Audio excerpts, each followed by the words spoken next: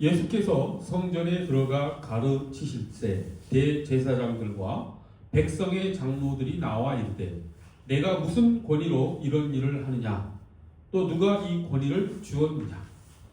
예수께서 대답하시되 나도 한 말을 너희에게 물으니 너희가 대답하면 나도 무슨 권위로 이런 일을 하는지 이르리라. 요한의 세례가 어디로부터 왔느냐? 하늘로부터냐? 사람으로부터냐?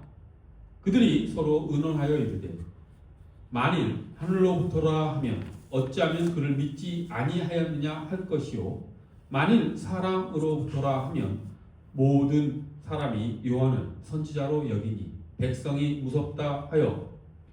함께합니다. 시작. 예수께 대답하여 이르되 우리가 알지 못하노라 하니 예수께서 이르시되 나도 무슨 권위로 이런 일을 하는지 너희에게 이르지 아니하리라. 아멘. 우리가 아는 예수님은 온유하시고 또 친절하신 예수님이십니다. 그런데 오늘 본문에 나오는 예수님의 이 대제사장들과 장로들의 질문에 대한 대답은 온유하지도 않으시고 또 친절하시지도 않은 그런 말씀이지요. 어떻게 대답하셨습니까? 나도 무슨 권위로 이런 일을 하는지 너희에게 이르지 아니하리라 하고 이렇게 매정하게 그 질문을 끊어버리십니다. 아주 냉정한 말씀이라고 할 수 있습니다. 그렇다고 한다면 우리는 예수님께서 왜 이렇게 그들의 질문에 대한 대답을 냉정하게 하셨을까? 라고 하는 생각이 당연히 들 수 있지요. 예수님이 절대 그러실 분이 아닌데 이렇게 행동하셨다라고 한다면 거기에는 필시 예수님의 깊은 뜻이 담겨 있을 거라고 우리는 생각할 수 있다는 것입니다. 과연 예수님은 왜 이렇게 이들의 대답에 응하셨을까? 오늘 이 질문, 이 의문에 대한 대답을 찾아나가는 시간을 갖도록 하겠습니다. 자, 그러기 위해서는 이 사건 속으로, 이야기 속으로 먼저 들어가 봐야 되겠지요? 자, 지금 사건은 어떻게 시작이 되냐면 대제사장들과 장로들, 즉 당시 종교 고위층 또는 종교 지배층이라고 할 수 있는 사람들이 예수님께 나옴으로써, 예수님을 찾아옴으로써 이야기가 시작이 됩니다. 근데 이들이 예수님께 나온 이유는 이제 예수님의 사역을 가만히 보니, 소문을 들으니 보통 사람들과 다르다, 뭔가 권위가 있다 라고 하는 것을 이들이 알았기 때문입니다. 그러면 이것을 한번 조사할 필요가 있겠다 싶어서 직접 예수님과 논쟁을 하러 찾아온 것입니다. 즉 이들은 예수님의 권위가 다른 선지자들이나 또는 다른 어떤 설교자들의 그런 권위와는 다른 권위라는 것을 이들도 알았던 것입니다. 과연 예수님의 권위는 이들에게 어떻게 느껴졌을까요? 예수님의 권위는 유일무이한 권위이지요. 역사상 단 한 번도 있지 않았던 권위이고 앞으로 역사가 끝날 때까지 나타나지도 않을 그야말로 전무후무한 그런 권위입니다. 왜 그렇습니까? 예수님의 이 말씀은 단지 말씀으로만 끝나는 것이 아니라 그것이 실제화되고 그리고 예수님께서 직접 행동하심으로써 그 영혼의 말씀을 듣는 사람들의 영혼 가운데 천국이, 하나님 나라가 실제 임하도록 그리고 그들이 하나님의 자녀로서 거듭나도록 하는 그런 힘이 있었기 때문입니다. 그것을 어떻게 알 수 있습니까? 죄인들을 대하는 예수님의 말씀이 선지자들의 말씀과 완전히 다르지요. 어떻게 다릅니까? 선지자들이나 다른 설교자들은 죄인들을 대할 때 어떻게 대합니까? 회개하라. 그리고 바른 태도를 가져라. 그리하면 너희가 심판날에 하나님의 자비와 은혜에 의해서 구원받을 수 있으리라. 라는 정도의 설교밖에 하지 못합니다. 하지만 예수님은 어떻게 하십니까? 죄인들을 대할 때 예수님은 직접 그 죄인들의 죄를 사해 주시죠. 너희들의 죄가 사함을 받았노라. 이제 믿음에 따라 하나님의 자로서의 삶을 살아가라. 이렇게 직접 죄를 사해 버리십니다. 완전히 다르죠. 역사상 그런 인물이 어디 있습니까? 그렇게 죄를 사올 수 있는 그런 권세를 이렇게 베푸시는 분이 어디에 있습니까? 그분이 바로 예수님이었던 것이지요. 이건 하나님만이 할 수 있는 선포였던 것입니다. 죄인들에게 너의 죄가 사해졌다 라고 하는 말씀을 누구만 할 수 있다? 오직 하나님만이 할 수 있는 선포를 예수님께서 하셨던 것이지요. 그리고 그렇게 죄인들을 사하시는 예수님의 말씀의 선포는 그저 어떤 그런 실없는 소리나 과장적인 그런 어떤 소리, 정신 나간 사람들의 소리가 아닌 진짜 권위 있고 권세 있는, 그리고 울림이 있는, 감동이 있는 그런 하나님의 말씀의 선포였다는 걸 사람들이 느끼죠. 그것이 단순히 그냥 헛소리가 아니라는 걸 그런 사람들이 들으면 깨닫습니다. 그러니 그 죄인이었던 사람은 예수님 앞에 그리스도라 고백하고 거듭난 삶으로서의 삶으로 나아간다는 것이지요. 또 생각해 보십시오. 예수님께서 질병과 슬픔과 가난과 그리고 죽음을 대하는 태도도 예수님이 어떻게 취하셨는지도 우리가 살펴볼 수 있습니다. 다른 설교자들은, 선지자들은 어떻게 설교했습니까? 슬픔이 있는 사람, 질병이 있는 사람, 그리고 가난한 사람, 그리고 죽은 사람이 인척으로 있는 사람들에게 다른 설교자들은 어떻게 되었습니까? 이제 곧 우리가 하나님 나라에 가게 되면 우리는 슬픔도 없고 눈물도 없는 곳으로 가게 될 것이다. 그리고 하나님께서 모든 눈물을 씻겨주실 것이다 라고 설교할 수밖에 없었죠. 물론 맞는 말이지만 그 정도 선에서 그칠 수밖에 없습니다. 인간 설교자이기 때문이지요. 하지만 예수님은 어떻게 하셨습니까? 슬픔이 있는 사람, 질병이 있는 사람을 직접 말씀으로 치유해 주셨지요. 눈이 보이지 않는 사람은 눈을 뜨게 하셨고, 귀가 들리지 않는 사람은 귀가 들리게 하였고, 걷지 못하는 사람은 걷게 하셨고, 슬픔이 있는 사람은 기쁨으로 바뀌게 하셨습니다. 심지어 죽은 사람도 다시 살리게 하시는 그런 능력을 발휘하셨습니다. 가난한 사람들에게 가난함에도 불구하고, 현실이 어려움에도 불구하고 기쁨에 겨워 살아갈 수 있도록 예수님께서는 힘을 주셨습니다. 예수님은 이렇게 인간 설교자와는 다른 직접 하나님의 능력을 나타내는 그런 권세를, 그런 권위를 예수님은 보여주셨던 것이지요. 그렇기 때문에 당시 종교 고위층이었던, 종교 지배자였던 이 대제사장들과 이 장로들이 예수님께 나아온 것은 당연하다고 할 수 있습니다. 당연히 그런 권위가 어디에서 온 것일까? 예수님은 과연 누구일까? 저 사람은 누구이기에 이렇게 사람들과는 다른, 인간 설교자들과는 다른 권위를 가졌을까? 라고 하는 그런 의문을 가지고 그것을 조사하기 위해 당연히 찾아왔겠지요. 그런데 예수님께서 그렇게 찾아온 이 사람들에게 매정한 대답을 이제 하셨지요. 우리가 지금 찾아가고자 하는 것은 예수님께서 왜 그런 매정한 답변을 하셨느냐라고 하는 것입니다. 자, 그럼 결론부터 말씀드리겠습니다. 예수님께서 그렇게 매정한 대답을 하신 것은 그들을 위해서입니다. 우리가 성경을 볼 때, 하나님의 말씀을 우리가 받을 때 반드시 명심해야 되는 것은 로마서 8장 28절이죠. 무엇입니까? 모든 일이 합력하여 선을 이루도록 하나님께서는 일하십니다. 예수님도 마찬가지이지요.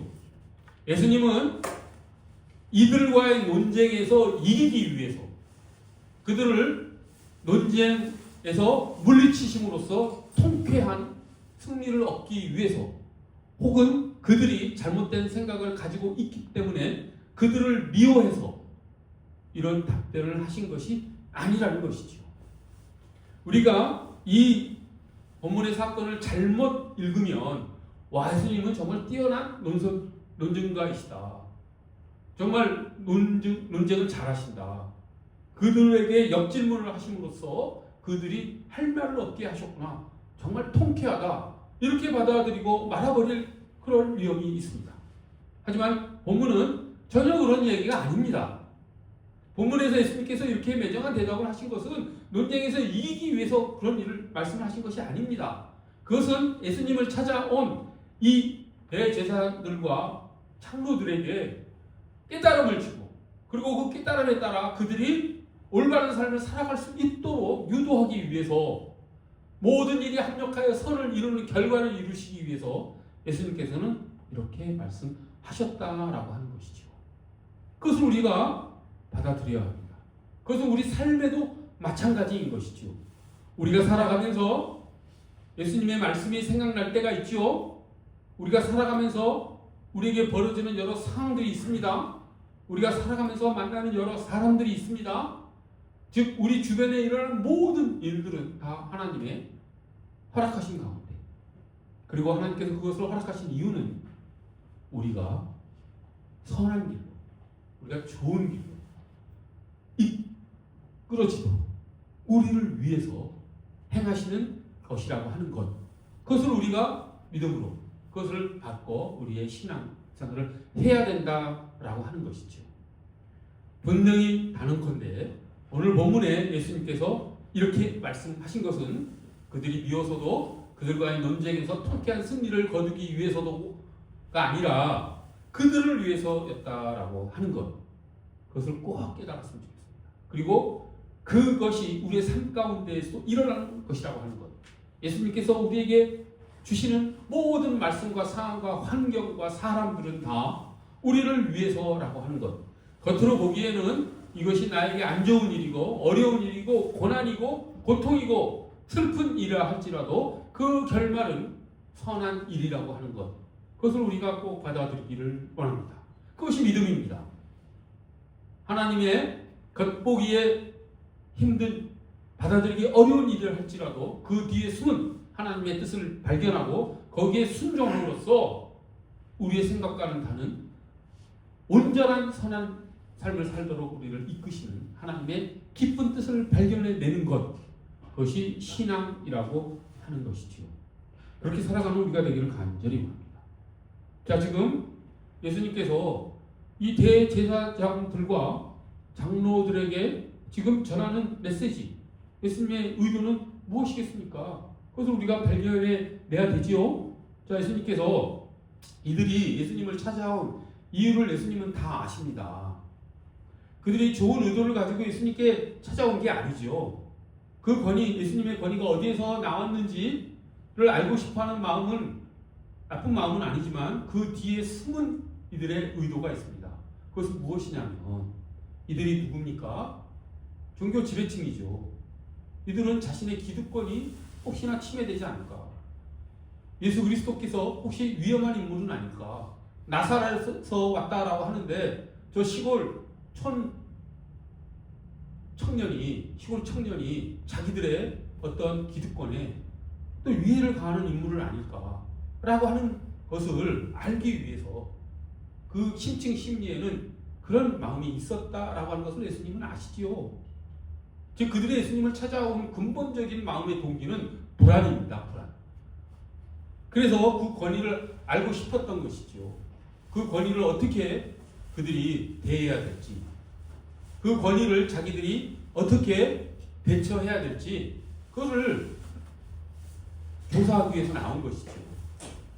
그래서 예수님께서는 그들에게 너의 마음이, 지금 나에게 나온 그 마음이 불순하다, 그 마음을 너희들이 스스로 바라보고 그 마음을 돌이키라라고 하는 의도에서 예수님께서 역질문을 하신 것이죠. 자기 자신을 바라볼 수 있도록 예수님께서 이끄신 것이라고 하는 것입니다. 이런 일은 우리 삶에도 당연히 나타나겠죠. 사람들은 누구나 살아가면서 이런 진리와 맞닥뜨려야만 되는 때가 있습니다. 진리를 직면해야 되는 순간이 찾아오지요. 우리가 불안에 겨워 그저 피상적인 삶만을 살아가는 것이 아니라 인생의 참모습, 삶의 진실, 세상의 진리와 만나야 되는 순간이 있습니다. 그런 순간을 세상 사람들은 피해가지요. 그 질문을 함으로써 자기가 맞닥뜨리게 될 삶의 모습이 두렵기 때문입니다. 진실한 사람들의 심층 심리를 들여다보면 그런 회피하고자 하는 그런 심리들이 다 숨어있죠. 그것은 우리가 꼭 진리와의 만남에서만이 아니라 우리가 살아가면서 겪는 그런 경험들이죠. 우리가 어렸을 때 어떤 아픈 기억이 있다라고 한다면 그 아픈 기억이 되살아나는 그런 어떤 경험을 하기 싫어하지 않습니까? 그래서 평생을 그 경험을 원치 않아서 그런 비슷한 환경이 생기면 피해버리는 그런 경험들 우리 다 있지 않습니까? 사람들은 누구나 그런 고통과 대면하기, 직면하기를 싫어합니다. 진리와의 만남도 마찬가지이지요. 이 대제사장들과 이 장로들은 그 진리와 대면하기를 두려워했습니다.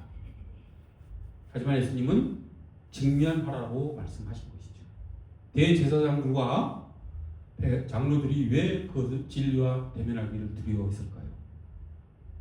세례 요한이 왜 하늘로부터 온 사람이냐를 왜 이들이 인정하지 못했겠습니까? 그것을 인정하는 순간 그들은 자신들의 삶을 바꿔야 됩니다. 지금까지 그들이 누려왔던 그 권력의 맛, 그 물질적으로 풍요한 맛, 사람들로부터 대접받는 맛, 이걸 다 버려야 되기 때문에 두려운 것입니다. 현실의 정치를 바라보십시오.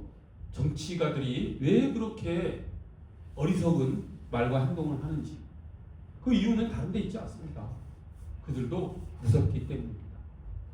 그들도 자신들이 가진 권력과 부를 놓치기 싫어서 그것을 놔야만 하는 진실과 마주하기 싫어서 그들이 그렇게 어리석고 멍청한 그런 행동과 말을 한다라는 것이죠. 예수님께서는 그들에게 그리고 또 나에게 진실과 마주치기를 원하십니다. 그래서 질문하신 것이죠. 세례 요한의 권위가 하늘로부터 온 것이냐 사람에게서 온 것이냐 바로 바라봐라. 그리고 하늘로부터 온 것이라고 한다면 그 진리가 진리로 네가 느낀다면 그것을 깨닫는다면 그 진리에 따라 살아라 라고 예수님께서 말씀하신 것이죠. 예수님께서는 이 대제사장들과 이 장로들에게 그것을 촉구하시는 것입니다. 진리와 직면할 수 있는 용기를 그들에게 주시고자 이렇게 역질문을 하신 것인데 그들은 진리와 마주할 용기가 없었기 때문에 요한의 세례가 하늘로부터 온 것이라고도 말도 하지 못하고 요한의 세례가 아니다 그냥 사람들에게 온 것일 뿐이다 라고 말하지도 못합니다. 어떻습니까? 이들의 태도는 회피지요. 무관심한 척 합니다. 그리고 여전히 자신들이 살았던 그 삶대로 살아가지요. 자신들이 누렸던 권력의 맛을 계속 누리고자 자신들이 누렸던 그 권력으로부터 얻어지는 경제적 풍요를 누리고자 그냥 돌아갑니다. 진리와 마주칠 용기가 없었던 것이죠. 이들이 하나님의 말씀을 몰랐습니까? 누구보다도 잘 알았지요. 진짜로 하나님을 만나면 자신들이 어떻게 살아야 될지를 이들은 그 심리 깊은 곳에서는 알고 있었던 것이지요. 하지만 진정한 하나님의 말씀과 대면할 용기는 이들에게 없었던 것입니다. 그래서 예수님께서 이들에게 그 하나님의 말씀을 직면하도록 예수님께서 이들에게 촉구하신 것이라고 할 수 있습니다. 그리고 그 촉구는 우리에게도 유효합니다. 그리고 그 예수님의 그 촉구의 말씀은 우리의 삶 가운데도 언제나 항상 늘 나타납니다. 우리도 살아가면서 이런 순간에 용기를 가지고 하나님의 말씀에 반응해야 될 때가 많습니다. 그때마다 우리 예수님의 권위를 생각했으면 좋겠습니다. 예수님은 세상의 권위를 가지신 분이 아니죠. 하늘의 권위를 가지신 분입니다. 그 권위를 인정을 하고 그 말씀에 반응하는, 그 말씀에 순응하는 삶을 살아야 한다라고 하는 것이죠. 불쌍하게도 이 대제사장들과 장로들은 그 용기가 없어서 떠나버리고 말았지요. 세상 사람들도 마찬가지입니다. 세상 사람들이 교회에 나오지 못하는 이유, 예수님을 그리스도라 고백하지 못하는 이유, 신앙을 갖지 못하는 이유, 그 이유는 무엇이겠습니까? 교회에 와서 하나님을 믿음으로써 그들이 구하고자 하는 것이 엉뚱한 것이기 때문입니다. 그들은 복을 구하죠. 세상의 풍요를 구하죠. 좋은 것을 달라고 기도합니다. 주술적인 그런 어떤 믿음으로 하나님께 나옵니다. 하지만 현실에서 하나님께서 그런 기도를 들어주시기도 하지만 필요하면 들어주시죠. 들어주지 않을 때도 많습니다. 그런 것들은 신기루이기 때문이죠. 그러면 교회에 나올 이유가 없습니다. 그들이 생각하는 신앙과 하나님이 생각하는 믿음은 다른 것이라고 하는 것이기 때문에 그들이 교회에 나오지 않습니다. 근데 그보다 더 깊은 심리를 찾아 들어가면 사람들이 교회에 나오지 않는 이유는 무서워서입니다. 진리를 마주하기 힘든 그런 것 때문에 사람들은 교회에 나오지 못한다라고 하는 것이죠. 우리가 세상을 살아가면서 어떻게 좋은 일만 있을 수 있겠습니까? 우리가 세상을 살아가면서 어떻게 매일 순간순간에 즐거움만을 위해서 살아가겠습니까? 어떻게 우리가 세상을 살아가면서 육체적인 것만 생각하며 살아가겠습니까? 그렇지 않죠? 영혼도 생각할 수 있는 것이고 인생의 참 의미는 무엇인지 생각할 수밖에 없는 것이 사람입니다. 우리가 하나님의 형상으로 빚어진 존재이기 때문에 우리는 언제나 우리 마음 깊은 곳에서는 진리를 마주하고 싶은 그런 깊은 열망이 있습니다. 근데 그 열망에 부응하는 참된 진리를 만나고자 하는 용기가 없기 때문에 사람들은 교회에 나오지 못하는 것이죠. 우리는 얼마나 다행입니까? 예수님을 만났죠? 하지만 예수님을 안다고 해서 우리가 교회 다닌다고 해서 그 용기가 100% 충전되는 것은 아니죠. 우리는 그리스도임에도 불구하고 예수님의 오늘 본문 말씀에서 이 대제사장과 백성들에게 하신 그 말씀에 부응해야 될 필요가 있습니다. 우리도 살아가면서 진리를 더 깊이 마주해야 하고 그 진리에 따라 살아가야 되는 그런 사람들인 것이죠. 오늘 예수님께서 이렇게 나도 무슨 권위로 이런 일을 하는지 너에게 이르지 아니하리라 라고 하는 이 말씀 뒤에 숨겨진 하나님의 예수 그리스도의 의도를 우리가 알고 거기에 올바로 반응해 살아나가는 우리 모두가 되기를 간절히 소원합니다. 하나님은 절대로 우리를 나쁜 길로 인도하지 않으십니다. 우리가 겉으로 보기에는 짧은 시간으로 판단하기는 안 좋은 일이고 나쁜 일 같지만 하나님께서 벌어지게 하신 일이라고 한다면 그 일은 우리의 가장 좋은 것을 위해서 역사하시는 것이라고 하는 것. 모든 일이 합력하여 성을 이루도록 하나님께서는 지금도 열심으로 일하고 계신다라고 하는 것을 우리가 믿음으로 받고 살아나가는 우리 모두가 되기를 바랍니다. 그 길을 갈 수 있는 길은 하나님의 말씀을 알고 하나님의 말씀을 믿고 그 하나님의 말씀대로 순종하며 살아가는 길입니다. 순종이란 말이 진부하고 그렇게 들릴지 모르지만 그렇지 않습니다. 우리 그리스도인들에게 가장 좋은 길로 갈 수 있는 지름길이 그 바로 순종의 길입니다. 하나님의 말씀은 진리이고 그 진리는 우리를 자유로 가장 선한 길로 인도하실 것입니다. 우리 모두 그렇게 하나님께 나아가는 우리 모두가 되기를 간절히 소원합니다. 믿음을 가지고 나아갑시다. 기도하겠습니다.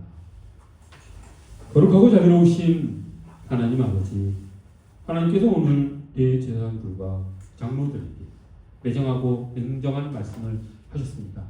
하나님, 그 뒤에 하나님의 진정한 의도를 우리가 깨달을 수 있도록 진리와 마주할 수 있는 용기를 가질 수 있도록 우리를 인도하신 것임을 우리가 알고 그 하나님의 말씀에 올바로 반응하는 우리가 모두가 될 수 있도록 저희를 이끌어 주시옵소서.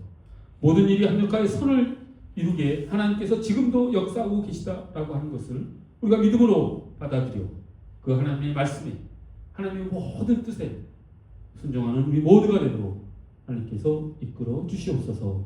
감사드리며 예수 그리스도 이름 받들어 기도드립니다.